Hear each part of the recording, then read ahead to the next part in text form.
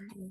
Marlo, you're welcome to share your screen if you want, or if you want to do an intro first, whatever you're comfortable with. Thank you very much, Kelly. I want to thank you and the Autism Society of Maryland, congratulations on your new name, for inviting me to speak on the Parents' Place of Maryland and our services that we offer.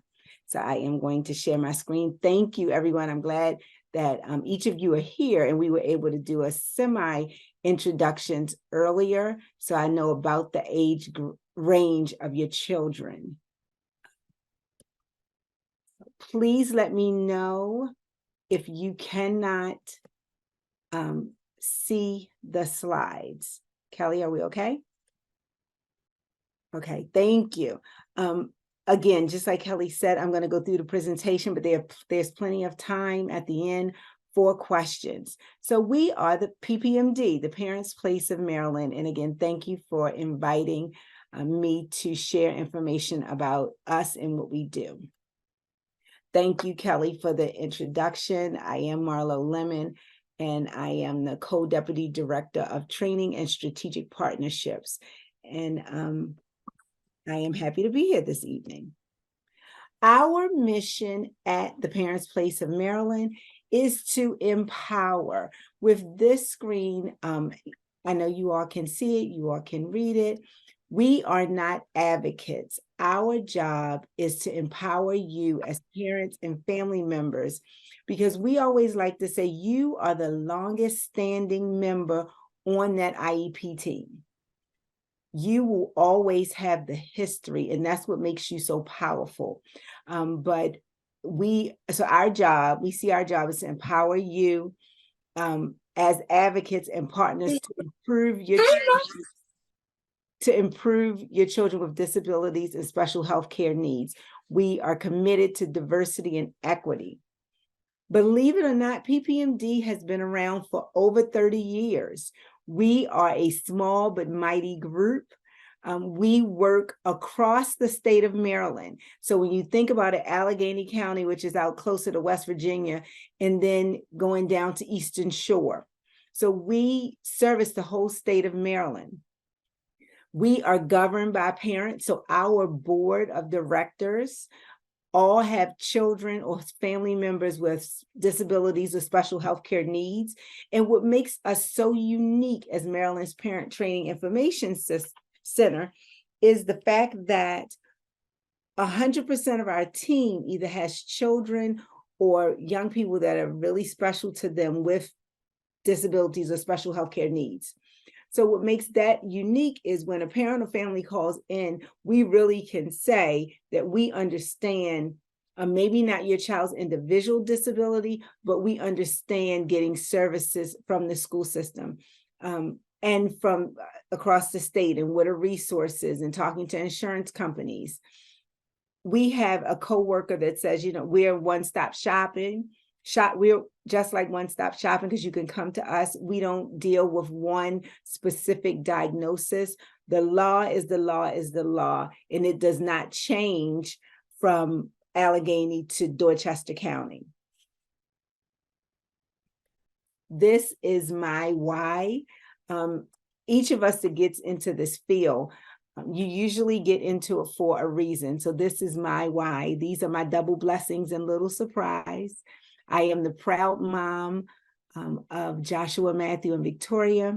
This was taken a couple of years ago. My young men are 18. I keep saying 19. They'll be 19 next month. They are 18, and my daughter is 17.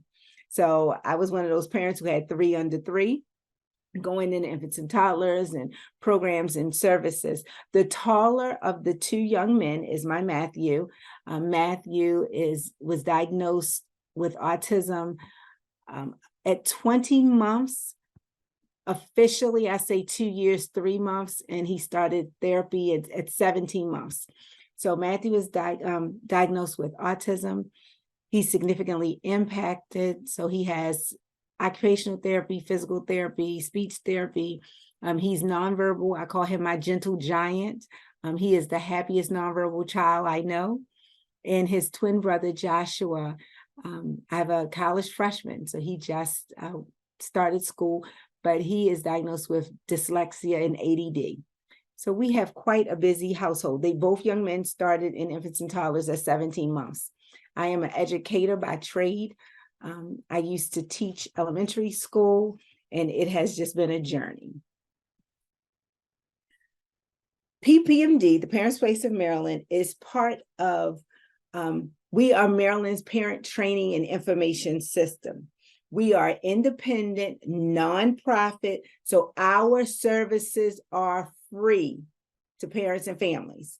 I'll say that again. Our services are free for parents and families. We are a nonprofit that provide evidence-based research resources for families to make the best decision for their children and young adults with disabilities and special healthcare needs. We are a part of a bigger parent information system. There is one in every state. And let's say you have a family member that lives in Virginia, in New Jersey, they could reach out to their PTI, Parent Training Information Center, and this is the website. So I always like to include it in presentations because we know that parents and families with children with disabilities and special healthcare needs are each other's best resources. I could not do or know half of the things if not for other parents who've helped me along the way. So Parent Information Centers, and the website is Parent Center Hub.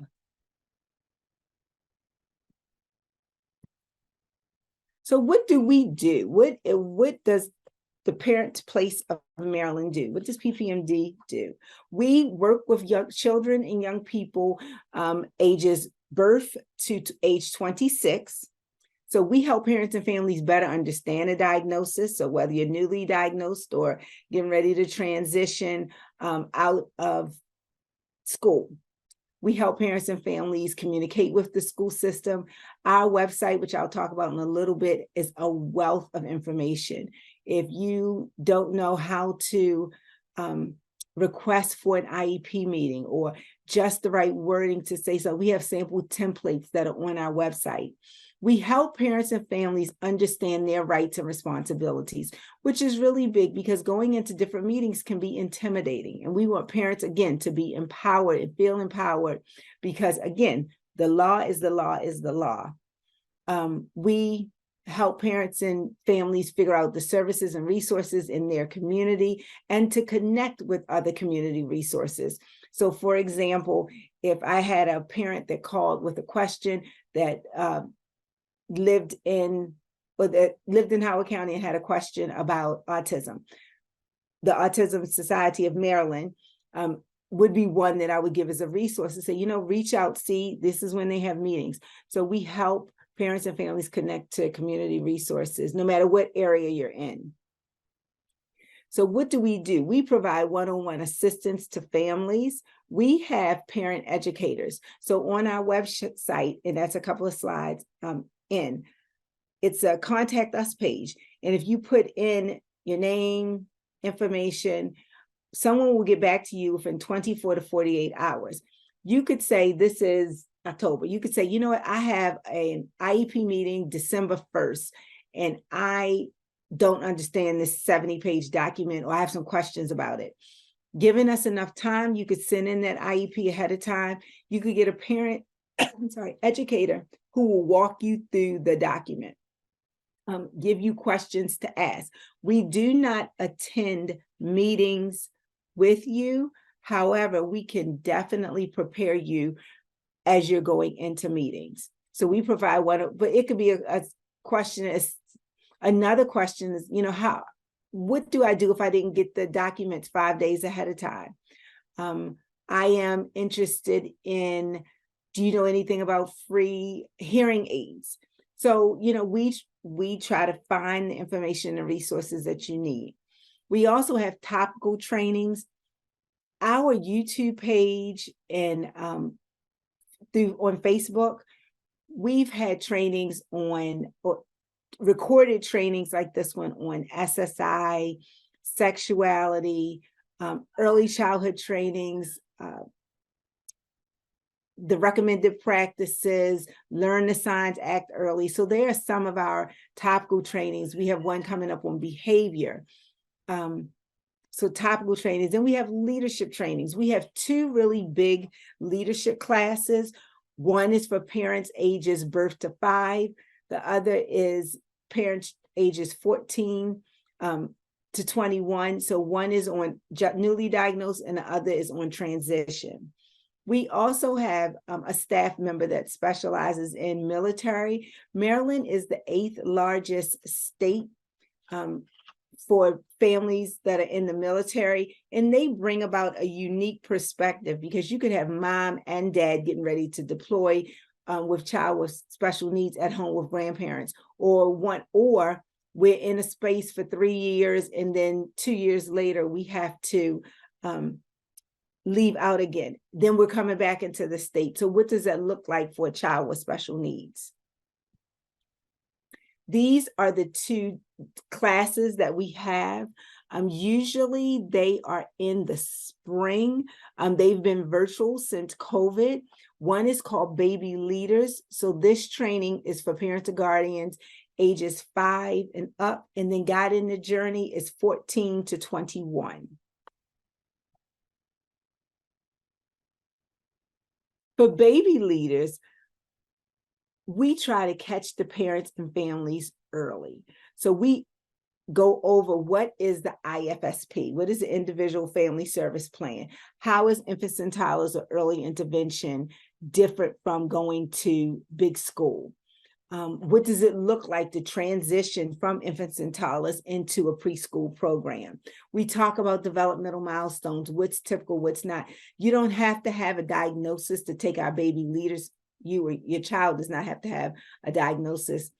It could be developmentally delayed because right now we're just learning what is typical development. We also start really early with leadership and advocacy, telling you which school systems what programs that they have in the school system for special education services. So for example, when your CCAC, Special Education Citizen Advisory Council, depending upon what area you live in, when they meet, how to attend some of the meetings, your LICC, Local Interagency Coordinating Council, anything dealing with advocacy and how you can go in and start getting to know and meet the special education leads in your school system. Then we have Guiding the Journey, and this is where I'm falling in right now, having an 18-year-old. With Guiding the Journey, and I think we had 11 and 14 parents of 11 and 14-year-olds on the call. Maryland is very unique because the federal law says transition begins at age 16. However, Maryland starts transition at age 14. So when your young people are about to leave middle school on their way to high school, when they hit 14, you should start hearing about the word transition within your IEP meetings or within their IEP meetings. And basically, it's in the federal law and it talks about what will life be like for them after high school. So we have this leadership class that starts preparing us as parents to 1, let go, and 2, creating the vision. How do we see our young person in 2 years, in 3 years, in 5 years? What are the adult roles and responsibilities that we will see them having? I was talking with Kelly, as a sibling, what does that look like? So we really try to get parents and families to start thinking about those, I call them the 2 E words. As long as they're in school, they are entitled to services. Once they get out of school, depending upon their level of need, they have to then become eligible for services. And those 2 words are very different when we think about services for our children. So a big part of this class is using the Charting the Life course materials to try to really get parents and families to understand and to think about, what do I want for my child after they finish school? If they are working, what does that job look like? Will they need a person to go with them? How is their safety? What does their stamina look like when it comes to working? Will they be volunteer? Will they get paid? So all of these things we start asking the parents to start thinking about. And it is really eye-opening. And we also, as part of our leadership and advocacy, introduce things like DOORS, Division of Rehabilitation Services, DDA, to parents and families so that they can start hearing about these some of the adult agencies. How do we help with transition? IEP assistance and support when we're looking at transition goals, because a lot of people might not know that within the IEP, once you start after age 14, it's like if you know that your child loves working with animals and their dream job, they want to work at the zoo. Okay, so what are we doing? How are we going to frame that in school to help the young person get ready? Do they need visual picture cards? Do they need help with communicating? You know, what will they need? And these are some things, believe it or not, that you can get put in an IEP once they're in high school to help them with their goals for adult transition. Organizing thoughts and dreams. It's a lot when you think about where they're going to live, that assessment that they give the young people. Where do you want them to work? What does post-secondary education look like for them? What does it look like on college campuses? So these are all the things that we talk about. When should I get that evaluation? If they are going to be going to college, when should I request it? How should I ask for it? So these are all the things that we talk about in the Guiding the Journey course, leadership training. Our website is ppmd.org. This is the front page of our website. On the right-hand side where it says sign up today, that will be a sign up for our newsletter. Even if you don't have a specific question right now, please go on, sign up. We have monthly newsletters packed with information. If you click contact an expert, this is what will come up. So you put your name, email, county, and then your phone number is at the bottom. Someone, again, will contact you within 24 to 48 hours. Find out what your need is, and we can then go from there. We literally have hundreds and hundreds of resources. We pride ourselves on having easy readability. So taking some of the documents and mammoth professional documents and laws and legalities, and really breaking it down in a way that all parents and families will understand. We have information on healthcare transition. That might not be something that a lot of people think about, but you know what? Have you thought about asking, you know, my child right now goes to a pediatrician. At what age does my child age out of the pediatrician or the dentist? You know, what about medications? What does that look like? Are they taking liquid? You know, do they have pills? So all of these things, we have information in buckets and pockets on our website, early childhood and early intervention, and just so much more. On our website, it's a link that says calendar. We have monthly, this started during COVID, and we have continued it because parents enjoy it and have still been attending. Coffee and conversations. What is a coffee and conversation? Again, we service families throughout the state of Maryland. It's an open forum where parents and families can come together to share ideas, frustrations, get resources, and then meet new friends.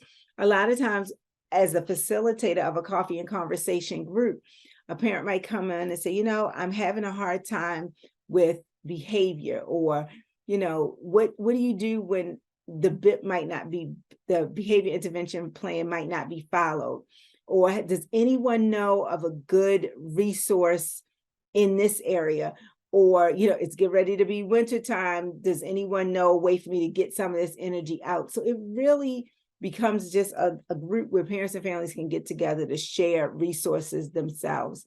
In the beginning, as facilitators of the groups, we might share our newsletter, or like, for example, September, of course, was back to school.